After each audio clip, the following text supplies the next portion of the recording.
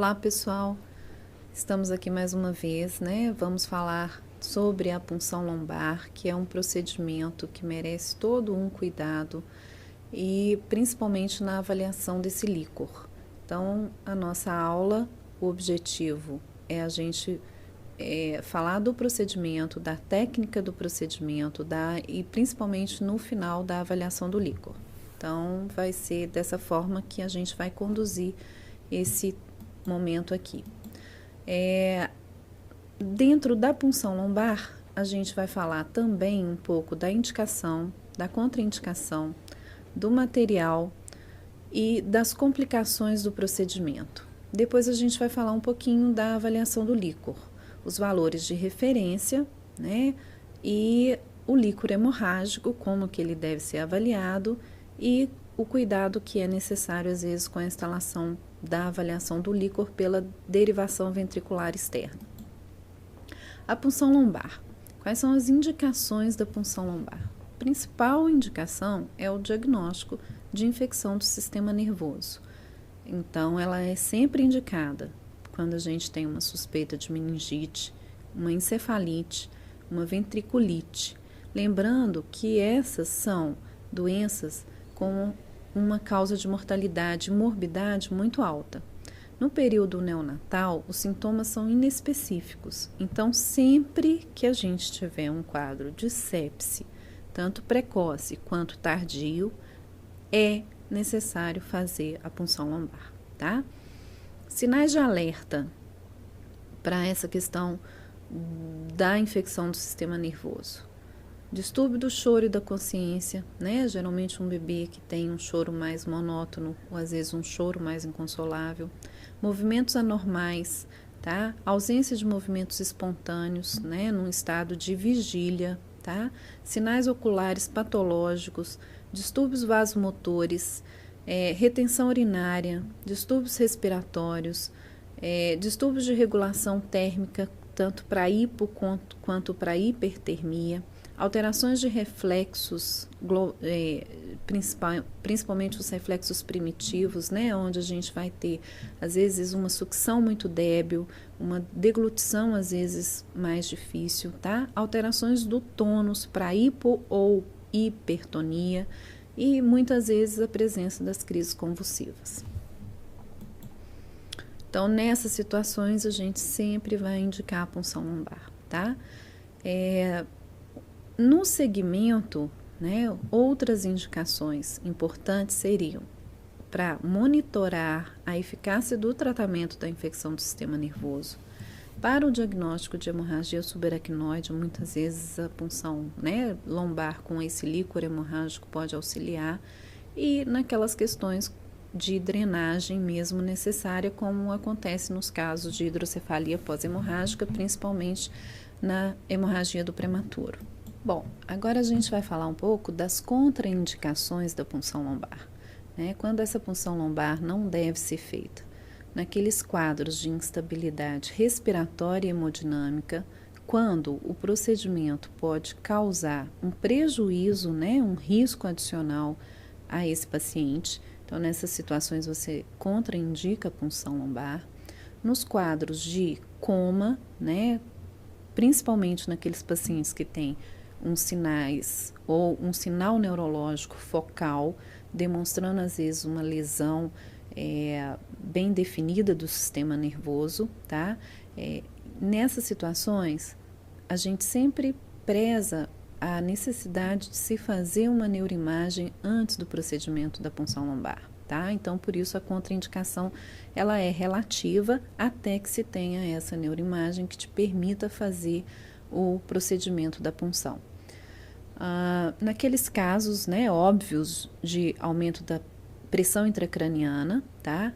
Uma coisa que a gente tem que lembrar, né, e que isso facilita bastante no recém-nascido, é que a fontanela ela é aberta. Então, muitas vezes isso te permite essa avaliação, e a gente sabe que o risco, mesmo naqueles bebês, às vezes com hipertensão leve, que a fontanela não esteja abaulada, a gente ter uma segurança no procedimento da realização da punção lombar, tá? Nas infecções de pele, se essa infecção de pele estiver presente no local da punção, isso contraindica o procedimento. Nas anomalias lombosacrais, né, lembrando aí das mielomeningoceles, se existir essa anomalia, ela contraindica a punção lombar. Os distúrbios hemorrágicos, aqueles pacientes com plaqueta, isso aqui, gente, às vezes é controverso na literatura. Então, a gente sabe que quando a plaqueta está em torno de 50 mil, se existir uma necessidade muito grande dessa punção, ela deve ser feita na sequência após a infusão de plaqueta. Ninguém vai fazer uma punção num paciente com plaqueta de 50 mil sem fazer a infusão de plaqueta. Agora, geralmente, acima de 80 mil, né, a gente faz sem nenhuma preocupação maior, e muitas vezes esse limite entre 80 e 50 mil, a gente sempre pensa na possibilidade, quando possível, da administração da plaqueta sim, tá? E finalizando aqui nas contraindicações, se você está indicando a punção lombar, né, pensando na hipótese diagnóstica de um quadro séptico no período neonatal ou de um quadro de meningite, uma encefalite, mas você não tem condições de fazer o procedimento da punção lombar, você sempre vai iniciar o tratamento para esse paciente. Né? Se vai ser o antibiótico, se vai ser o antiviral, as doses devem ser sempre lembradas como doses para cobertura do sistema nervoso, e essa punção deve ser realizada assim que possível, né? Então, a gente começa, às vezes, o antibiótico, estabiliza esse paciente 24, 48, 72 horas e já prepara para ser feito o procedimento da punção lombar. Agora a gente vai entrar na questão mesmo do procedimento, da técnica do material. Então, na hora que a gente entra no procedimento, é importante a gente já fazer o preparo todo desse material, por isso eu estou deixando aqui uma lista do que é necessário, né? A gente começa ali, mesmo sendo um procedimento, ele deve ser feito com todos os cuidados e com toda a asepsia necessária para um procedimento. Então, a gente usa máscara, gorro, luva, capote, tá? A solução antisséptica mesmo para fazer a limpeza dessa pele, né? Lembrando que nos neonatos a gente evita as soluções iodadas por causa da absorção desse iodo. A gente usa a clorexidina, tá? E o anestésico para fazer o botão anestésico. Geralmente a gente usa a lidocaína sem vasoconstritor, né? As pinças, as compressas, os campos cirúrgicos para colocar esse bebê num ambiente realmente adequado para o procedimento. Lembrar dos vidros da coleta, porque depois que você já fez o procedimento, a introdução da agulha, é muito importante, né, que você já tenha esse vidro ali bem preparado para a coleta do líquor. A grande maioria das vezes a gente usa no mínimo 2 vidros, um para o exame de rotina e outro para o exame bacteriológico. A agulha de punção, né, lembrando que a gente dá preferência para a agulha de punção com mandril, e o micropore para você cuidar dessa pele depois que você finalizar seu procedimento. Então, essa é a lista de material que a gente deixa aqui. Quais são as precauções na hora do procedimento, tá? Monitorizar esse paciente com os dados vitais. Então, se você tiver condição de fazer o procedimento com o paciente usando um oxímetro, né, onde você vai monitorar a frequência cardíaca e a oximetria dele, é muito importante, tá? Ter o cuidado de observar a via aérea, se ela vai estar desobstruída, né? Estando seguro de que não tem nenhum risco de aspiração, tá? Muitas vezes isso é uma preocupação maior pela posição da punção, onde a gente acaba fazendo uma pressão abdominal.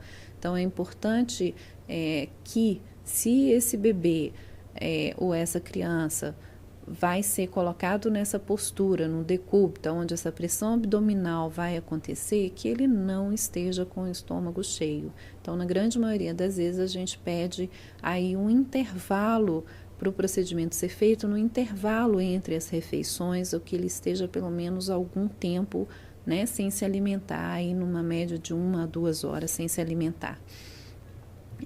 A gente vai usar essa técnica estéreo, né, sempre como um procedimento maior, né, com os campos, com os vidros estéreis, tá?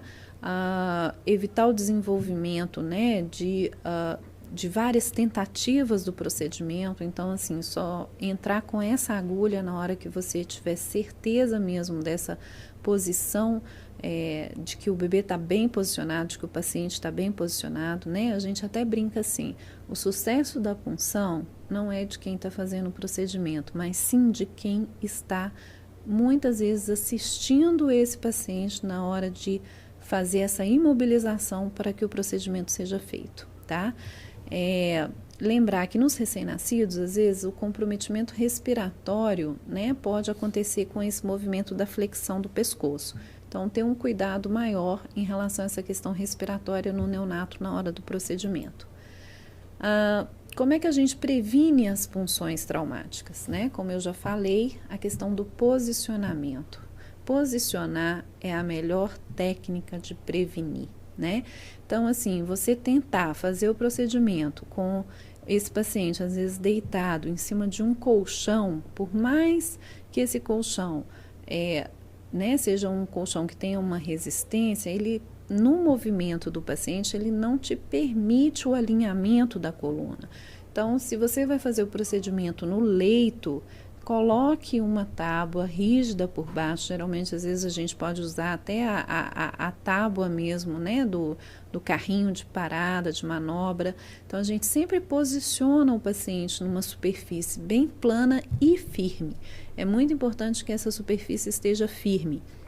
Lembrar que naqueles bebês, às vezes, que faz o uso da fralda, né, que às vezes as nossas auxiliares que vão manter esse bebê na posição têm um certo preocupação de tirar a fralda, de fazer xixi, de fazer o cocô, mas assim, é melhor muitas vezes que elas se preparem, usem uma luva, tenha ali à mão uma compressa, um campo mesmo preparado, né, para essa proteção da área genital do bebê, do que você tentar fazer a punção lombar com o bebê usando a fralda. A agulha, ela deve ser inserida, né? A gente tenta inserir ela de uma forma lenta, vagarosa, cuidadosa, e a gente vai sentir essa resistência. Na hora que você passa o espaço, você realmente sente aquela diferença na mudança da resistência quando você chega no espaço da punção. Então, tem que ter uma certa prática, mas vocês vão ver que à medida que vocês façam aí o procedimento 1 a 2 vezes, a gente já vai conseguir sentir essa diferença na resistência, né? A gente identifica um espaço de referência, fazendo a contagem mesmo dos espaços vertebrais. Geralmente a gente introduz a agulha no L2, no L3, tá? E na grande maioria das vezes, se esse bebê estiver bem posicionado, esse espaço ele está alinhado com a borda da crista ilíaca. Isso é uma informação muito precisa. Então, sempre que você colocar a mão, palpar a crista ilíaca e for com o dedo no espaço vertebral, você vai estar ali entre o L2 e o L3, tá? As punções secas, né, que às vezes acontece, que tem muita gente que fala assim, será que esse bebê não tem líquor? Porque eu tenho certeza que eu entrei no espaço. Você não está no espaço. Muitas vezes você pode estar num vácuo ali, né, vamos falar assim, da cauda mesmo, equina às vezes, mas dentro do espaço você não está. Porque quando você chega nesse espaço subaracnoide, o líquor vai ser drenado. Tá? Na sequência, né, do procedimento, é muito importante a gente lembrar da sedação desse paciente, né? A gente sempre deve tentar, o máximo, usar técnicas que vão aliviar a dor, tá? É óbvio que se o bebê tiver em ventilação mecânica, né, tiver com um acesso venoso, fica muito mais fácil de você evitar essa dor fazendo o uso da analgesia. Na grande maioria das vezes, a gente pode fazer um bolo de fentanil, a gente pode usar, às vezes, né, uma glicose ali na boquinha para ajudar a proteger, tá? E naqueles bebês que não estão, às vezes, numa sedação, lembrar de poder fazer o botão anestésico. O botão anestésico, na grande maioria das vezes, a gente faz nos bebês a partir de 34 semanas. Naqueles prematuros muito pequenos, a gente dá preferência para esse bolos de sedação. O botão anestésico ele é feito com a lidocaína 1%, sem vasoconstritor, tá? Num volume de meio a 1 ml. E a gente faz, né, a infusão, injeta esse anestésico na região subcutânea. Um segredo, né, entre aspas, aí, uma coisa que ajuda muito. O botão, quando você faz o botão subcutâneo, você perde a referência anatômica. Então, é muito importante que você já introduza a agulha, que você vai fazer o botão exatamente no local onde você entraria com a agulha para o procedimento da punção. Porque depois, com o inchaço que o botão causa, você não consegue, às vezes, mais palpar o espaço. Então, é importante que a agulha já seja colocada realmente naquele lugar que você vai introduzir a sua agulha para entrar no espaço subaracnóide. Tá? Nos bebês realmente que às vezes estão com uma respiração espontânea, sem acesso venoso, a gente vai usar aí a glicose a 20% por via oral. Então, a gente pede para fazer a diluição, dilui essa glicose, coloca na boca do bebê, espera aí uma média de 5 a 10 minutos, tá? Onde ele vai estar reduzindo essa dor pelo uso da glicose oral. O procedimento em si, né? Como que a gente vai fazer? O bebê vai estar imobilizado, tá? Muitos profissionais preferem fazer o procedimento com a posição sentada, mas ele pode ser feito também com decúbito lateral, que é o mais usual, tá? Você faz uma flexão da coluna. O pescoço não precisa ser completamente flexionado, tá? Lembrar disso porque muitas vezes as pessoas, ou às vezes, né, a sua assistente que vai estar imobilizando esse paciente fica tão preocupada em fazer uma flexão do pescoço e muitas vezes o mais importante é o alinhamento do quadril e essa pressão abdominal. E a sensação do desconforto respiratório que esse paciente pode sofrer com a imobilização do pescoço é muito, muito, muito desconfortável e às vezes irrita muito mais o bebê ou a criança do que o próprio procedimento, tá? Depois que o bebê e o paciente está na posição, a gente vai procurar o ponto de referência, né? Então, repetindo novamente, você vai palpar a crista ilíaca, vai deslizar o dedo para baixo até esse espaço, né, do L4, L5, e ali abaixo de L2 você pode escolher o espaço que você vai introduzir a agulha, ou L3 ou L4, nunca abaixo de L5. Então, o procedimento vai ser feito nesses 3 espaços, tá?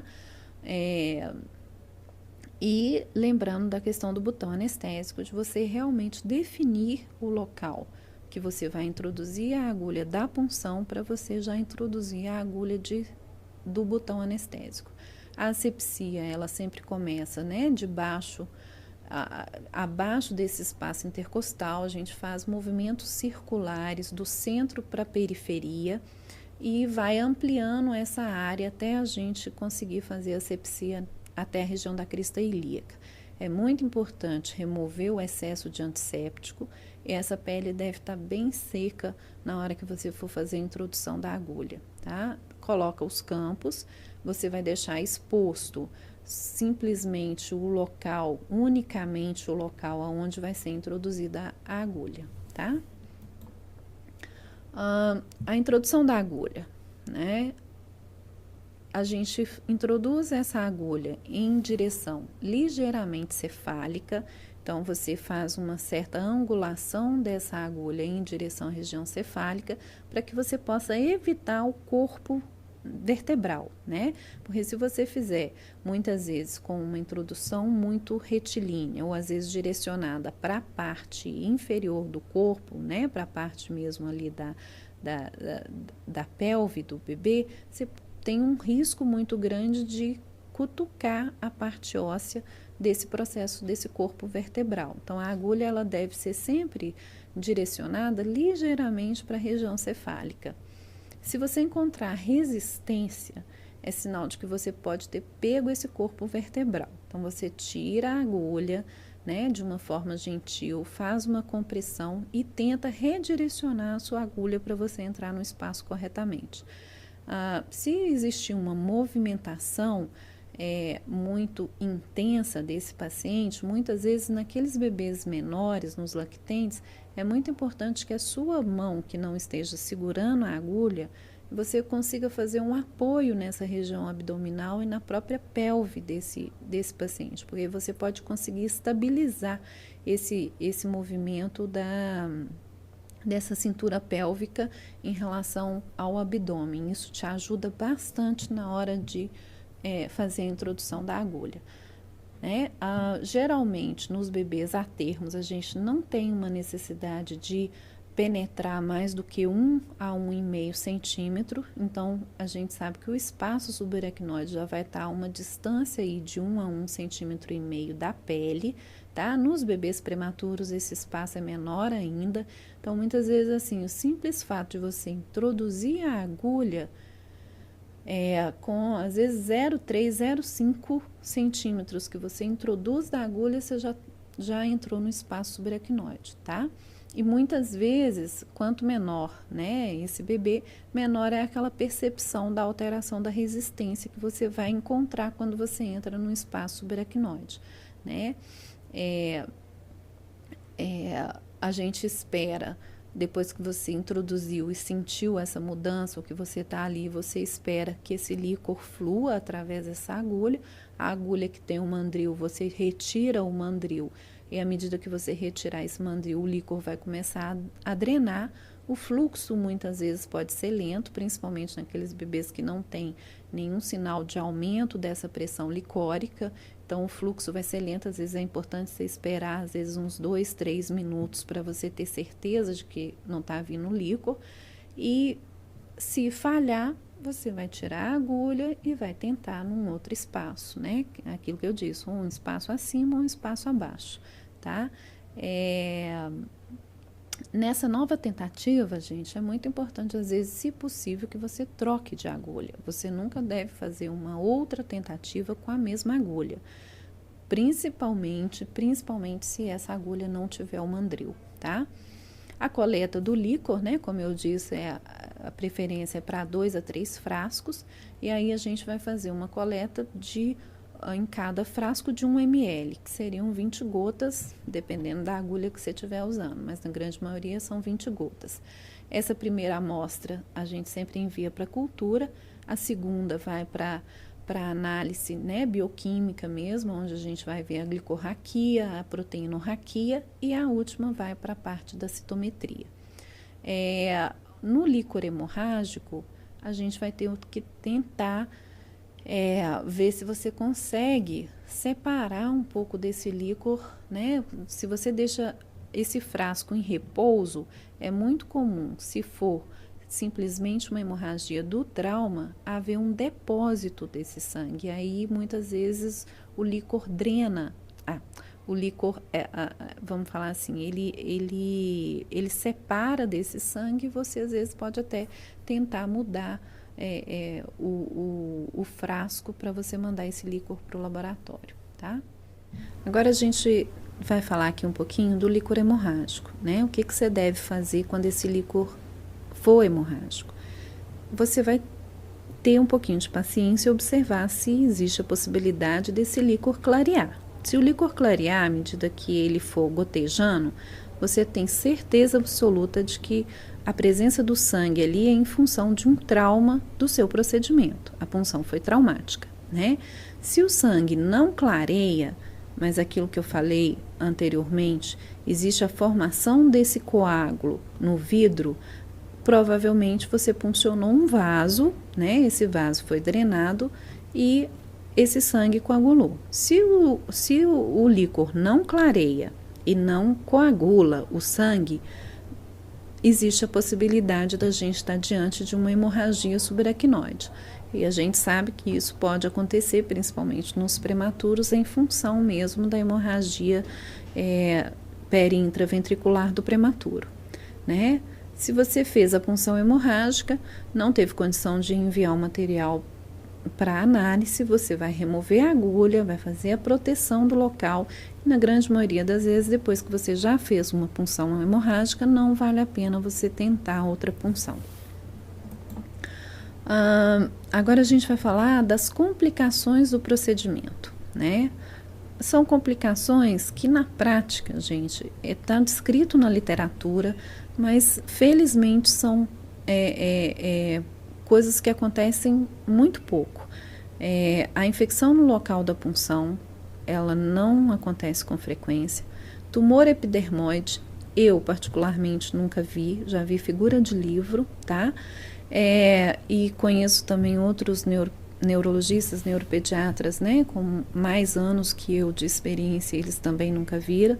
Herniação cerebral, né, aí a gente tem que ter um cuidado, porque isso acontece nos casos de hipertensão intracraniana, que não foi diagnosticada antes da punção.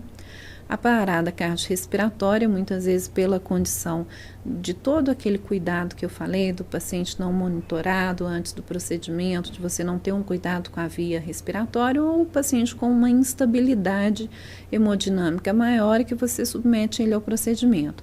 A hipoxemia, né, que acontece muitas vezes secundária a esse posicionamento mesmo com uma obstrução da via respiratória, esse paciente entra num quadro de hipóxia.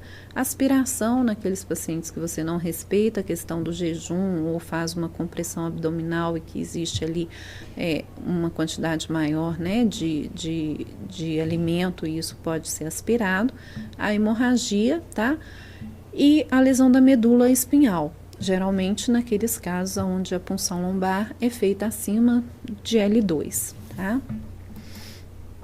Bom, agora a gente entra na questão da avaliação do líquor, né? O que a gente sempre pede e manda esse líquor aí para avaliação? É a rotina, né? Onde a gente vai avaliar a citometria, a citologia, a glicorraquia, a proteinorraquia, o GRAM e a cultura, tá? Outros exames, né, como tinta da China, PCR, que muitas vezes a gente faz para suspeitas dos quadros de infecção viral, também podem ser solicitados de acordo com a indicação de cada caso, tá?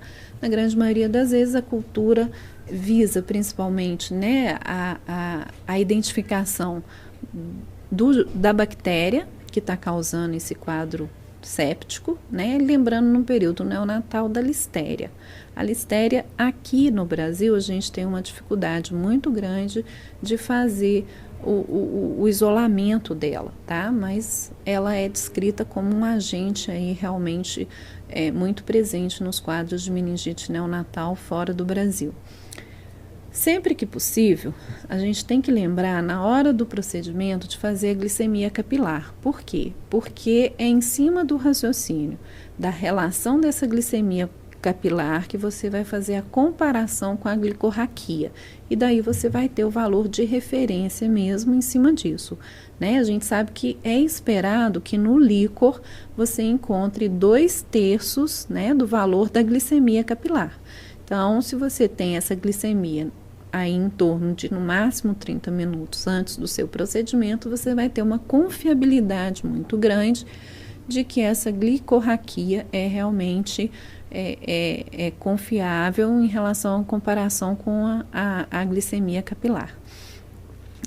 A gente tem que lembrar que é importante que esse líquor seja processado dentro de um tempo rápido, né? Porque um outro motivo que leva a uma hipoglicorraquia é aquele líquor que fica ali parado na mesa do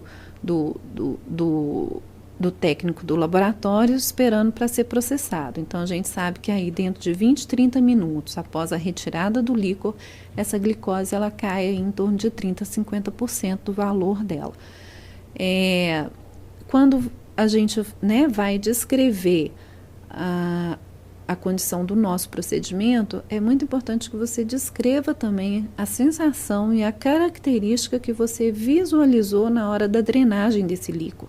se esse líquor estava límpido, se ele estava xantocrômico, se você achou ele turvo, né? Então, assim, é muito importante isso. Essa xantocromia, ela é muito presente, às vezes, nos neonatos. Por quê? Por causa da hiperbilirubinemia.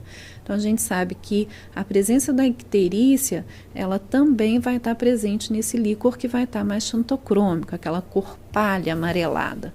Bom, agora nós vamos fazer aqui uma avaliação desse líquor, né? O que está dentro dessa avaliação? O que é importante, né, vocês aprenderem, a gente ter aqui a condição de estar passando um pouquinho do que é o diagnóstico desse líquor, normal ou alterado. Então, a gente vai ter esses parâmetros, eles variam um pouquinho de acordo com a faixa etária. Muitas vezes um líquor que pode ser normal para um neonato não vai ser normal para um lactente, né? E aqui a gente vai mostrar um pouquinho aonde é que essas diferenças são encontradas. Então, a gente tem o líquor do recém-nascido, o líquor da criança, né? O líquor do quadro viral, de uma meningite viral, e o líquor sugestivo de uma meningite bacteriana, tá? Então, né, óbvio, no líquor normal do adulto e da criança e do neonato, a gente vai ter um aspecto incolor límpido desse líquor. No quadro viral, ligeiramente turvo pode estar presente, tá, gente? Mas na grande maioria das vezes ele é límpido também. E na meningite bacteriana, esse líquor vai estar turvo ou purulento. A citometria. No recém-nascido, a gente aceita uma celularidade até em torno de 15 a 20, tá? Aqui a gente coloca até 15 células. Na criança e no adulto, até 5 células. Na meningite viral, até 1.000 células e na meningite bacteriana, acima de 1.000 células. A citologia no recém-nascido e na criança e no adulto, a gente vai ter 100% de mononuclear, tá? Na meningite viral, a gente vai ter predomínio de mono. Lembrando que se você faz um líquor muito na fase precoce da meningite viral, pode existir predomínio de polimorfo também. Isso não é uma exceção, a presença de polimorfo na fase inicial da meningite viral. E na meningite bacteriana, a gente sempre vai ter o predomínio de polimorfo nuclear. A glicose, né, essa glicorraquia, o valor de referência dela, aqueles 2/3 da glicemia capilar. Então, vai variar no recém-nascido, que a gente sabe que essa glicemia capilar vai ser um pouco mais baixa, né, em torno aí, às vezes, de 100, aí a gente tem aqui de 42 a 78, na criança e no adulto, em torno de 50 a 80, tá? Na meningite virótica, ela vai estar, às vezes, baixa, mas não tão baixa, acima de 30. E na meningite bacteriana, ela vai estar sempre baixa, que é um sinal patognomônico da meningite bacteriana, a hipoglicorraquia, tá? Abaixo de 30. A proteína no recém-nascido, a gente sabe que você pode ter uma proteína aí até 120, tá? Em torno de 100. Na criança e no adulto, essa proteína geralmente é em torno de 20, 25. Então, o valor de referência aqui é de 13 a 25. Na meningite viral, essa proteína tem um aumento discreto, mas nunca acima de 100, tá? E na meningite bacteriana, a gente vai ter uma hiperproteinorraquia. Ela vai estar sempre acima de 100.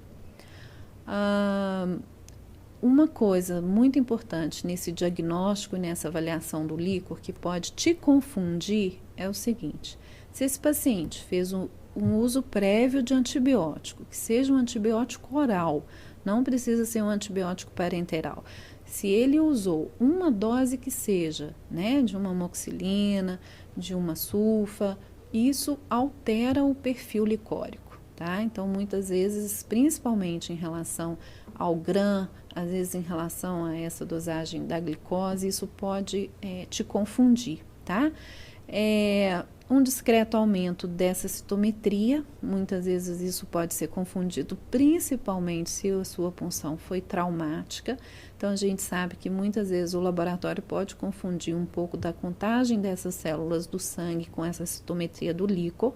Então, esses aumentos discretos de celularidade, a gente tem que ficar muito atento, tá? Esse predomínio, né, de mononuclear essa glicorraquia aí bem próxima do normal, lembrando naquela condição onde esse líquor ficou em processamento, demorou para se iniciar esse processamento da avaliação, e realmente na questão de se negativar esse GRAM e essa cultura, né? Então, a gente sabe que a porcentagem de positividade no seu exame de GRAM e a condição da cultura em isolar a bactéria, se esse paciente usou uma única dose de antibiótico prévio, reduz significativamente. Aqui é simplesmente um outro quadrinho, né, com a referência de onde eu tirei isso tudo que eu falei para vocês, que é a referência do Aron, tá? Aqui eu coloquei 2 quadros diferentes. Por quê? Porque tem a avaliação do líquor para o bebê prematuro. Então, vocês vão olhar aqui que no prematuro a gente aceita essa celularidade, às vezes até 25, 30 células. A gente aceita uma proteína bem mais elevada, né? Então, a gente pode ter, às vezes, em prematuros, proteínas, uma hiperproteinorraquia que é fisiológica mesmo da prematuridade, até 290, e às vezes uma flutuação um pouquinho com uma glicorraquia um pouquinho mais elevada do que no recém-nascido a termo, tá? Esse outro quadro aqui é uma referência do Volpe de 2008, né, onde ele coloca o recém-nascido a termo e o recém-nascido pré-termo. Essa referência que eu falei que tem a proteína até 290 é uma referência do Hamilton. Então, isso aqui são quadros mesmo dentro desse valor de referência, tá? E eu achei interessante esse terceiro quadrinho aqui, aonde os valores de referência foram definidos dentro da idade gestacional. Isso aqui é muito importante para a gente que tem, né, que lidar no dia a dia com o prematuro e fazer, às vezes, essa avaliação ali de bebês com 26, 28 semanas, 30, 34 semanas. Então, assim, às vezes, dentro dessa mudança da idade gestacional, a gente tem um pouquinho de mudança, principalmente em valor isolado da proteína, tá? Então, é importante vocês darem uma reforçadazinha aí nesses valores de referência do prematuro.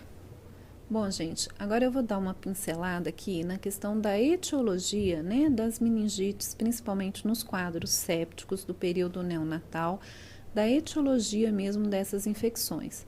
Então, aqui, só para auxiliar, a gente colocou um quadro, ele foi retirado do Volpe, né, na 5ª edição de 2008, aonde foi colocado aqui o agente, que seria o estrepto do grupo B, o estrepto, né, do grupo D, o estáfilo coagulase negativa, o estáfilo aureus, a Escherichia coli, a Klebsiella, a Pseudomonas e uma miscelânea no final.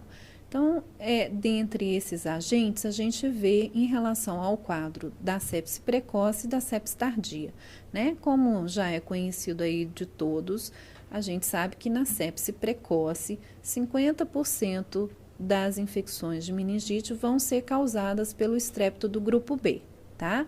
Na sepse tardia, a gente tem uma porcentagem muito grande dos estáfilos, tá? E aqui entra o Staphylococcus coagulase negativa com 40% dessa incidência aí dentro da etiologia. E depois isso vai mudando, né? Lembrando que às vezes na sepse precoce, lembrar aqui da Escherichia coli, que a gente tem uma porcentagem de 25%, tá? Desse agente, né? Principalmente às vezes naquelas situações dos quadros sépticos associados às vezes com um quadro gastrointestinal também, tá? E a Pseudomonas, né? Felizmente a gente não tem aqui 0% na sepse precoce, mas ela está presente em 10% dos quadros sépticos tardios, que são bactérias às vezes que modificam um pouquinho o perfil do tratamento da antibiótico terapia. De uma forma geral, esse segundo quadro aqui não fez diferenciação entre o quadro da sepse tardia e da sepse precoce. Ele pegou essa etiologia dentro de um quadro geral, né, das meningites bacterianas, e aí a gente tem 50% do estreptos do grupo B, né? Depois a gente tem aqui, igual na sepse precoce, 25% de Escherichia coli. Então, é só para mostrar as bactérias mais envolvidas com esses quadros etiológicos. Bom, gente, né, voltando aqui, a gente começou o tratamento do quadro da infecção do sistema nervoso.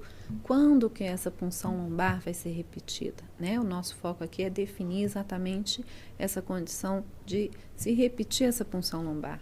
A punção lombar no quadro do tratamento da sepse, tanto precoce quanto tardia, ela tem que ser repetida para critério, né, da evolução do seu tratamento, tá?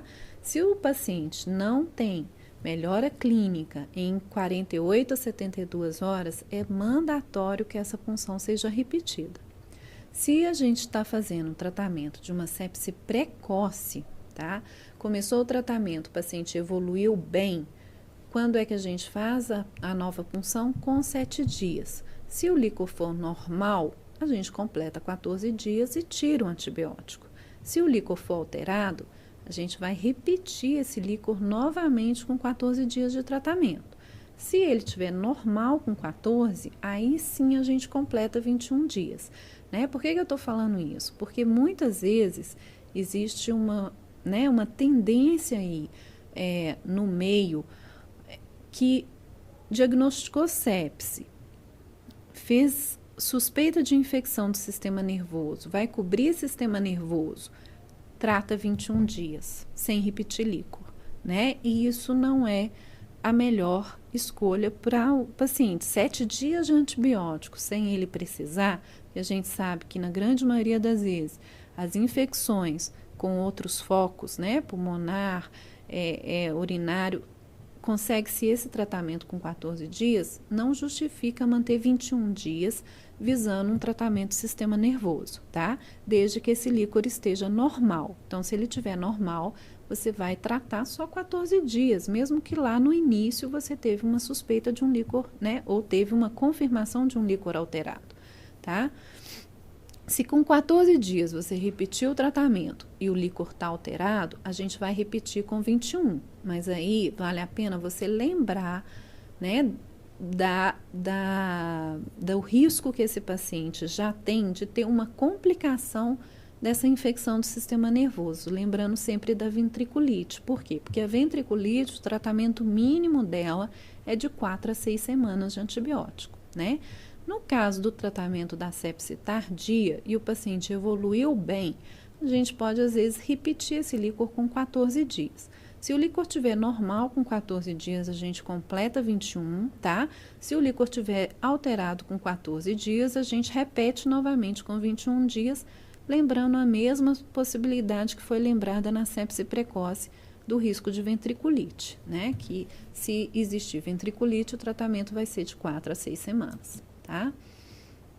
Aqui é simplesmente um quadrinho, né, de uma referência mesmo da duração desse tratamento em cima disso que eu coloquei, né, nos quadros do agente isolado. Então, assim, para a Neisseria, a gente trata 5 a 7 dias com certeza de tratamento do sistema nervoso, o estrépito 10 a 14, o hemófilo 7 a 10, o estrépito a Galacti 14 a 21, os gram-negativos, que são a preocupação maior da gente, realmente o tempo de duração do tratamento são 21 dias. Então, se a sua cultura isolou um gram-negativo, aí não tem dúvidas, né? E a listéria realmente também é de 21 dias a mais, tá?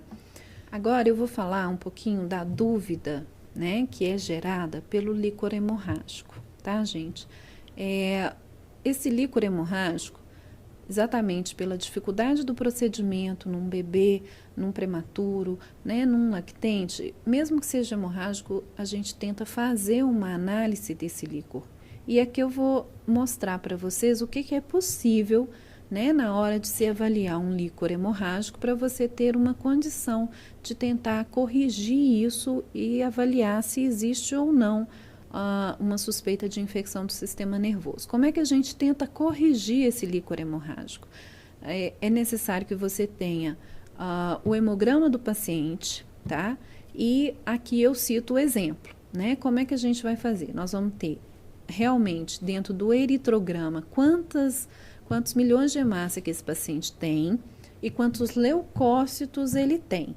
Aquela regra que é usada de uma forma geral, né, que para cada 500 hemácias a gente desconta um leucócito, ela vem exatamente desse valor de referência, porque a gente considera que num adulto você tenha 5 milhões de hemácias e em torno de 10 mil leucócitos. Então, se você faz uma regra de 3 básica, né, 5 milhões de hemácias, 10 mil leucócitos, em um leucócito eu vou ter X hemácia. Então, eu vou dividir 5 milhões dividido por 10 mil, vão dar 500. Então, é daí que surgiu essa regra. Para cada um leucócito, a gente desconta 500 hemácias, tá? Agora, vale a pena você lembrar que no lactente, no neonato principalmente, a gente não tem essa quantidade de 5 milhões de hemácias e muitas vezes os nossos leucócitos são muito acima de 10 mil. Então, é importante você ter esse hemograma, né, daquele paciente que está com um líquor hemorrágico para você poder fazer essa regra de 3. Então, aqui eu vou dar um exemplo de um caso.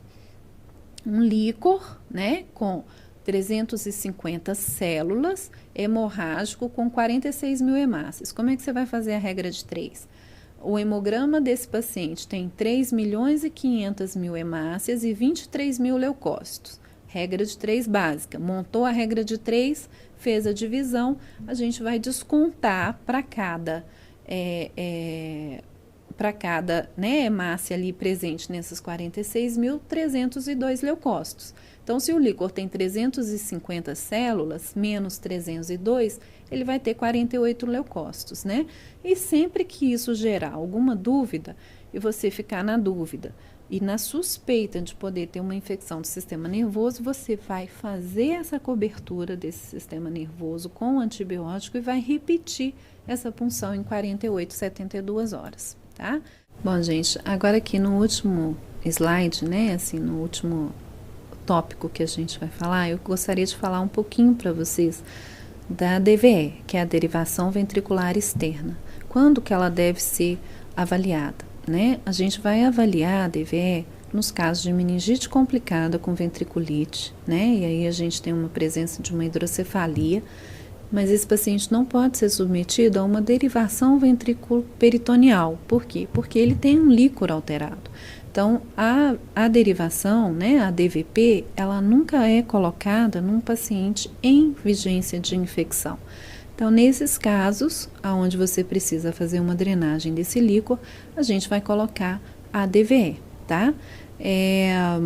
Geralmente, essa proteína elevada, ela aumenta a viscosidade do líquor, né? E isso é um motivo que faz a válvula não funcionar. Simplesmente por um processo obstrutivo mesmo. Então, o ideal é que para a transição da DVE para a DVP ou para a indicação de uma DVP pós um tratamento de infecção do sistema nervoso, que essa proteína esteja pelo menos abaixo de 300, tá? Nos recém-nascidos com peso abaixo de 2,5 kg, que não tem condições de ser submetido a uma DVP, novamente existe a indicação da DVE, tá? Nos casos onde a gente sabe que está longe o tempo para que seja colocada a DVP, muitas vezes pelo manuseio difícil e a própria DVE acabar sendo uma fonte de manter-se a infecção, a gente tenta a instalação do reservatório, que nesse sentido de proteger da infecção é muito mais seguro do que a DVE. Naqueles casos com o tratamento inadequado, né, e que às vezes a gente precisa manter um tratamento mais prolongado e a própria DVP pode ser um foco primário dessa infecção, a gente também indica o uso da DVE, né? Então, assim, era só para finalizar mesmo, a DVE, ela por si só, ela pode ser um veículo da persistência dessa infecção, então é uma situação bastante crítica nesse manuseio do dia a dia do paciente, mas é a opção que a gente tem, né? Então eu queria deixar essa mensagem aí para vocês, que vocês possam fazer o uso dessas informações, né, de uma forma aí bem prática na vida do dia a dia, e estarei sempre aqui disponível, né, e agradeço aí a atenção e a paciência por assistir a aula. Um abraço, até logo.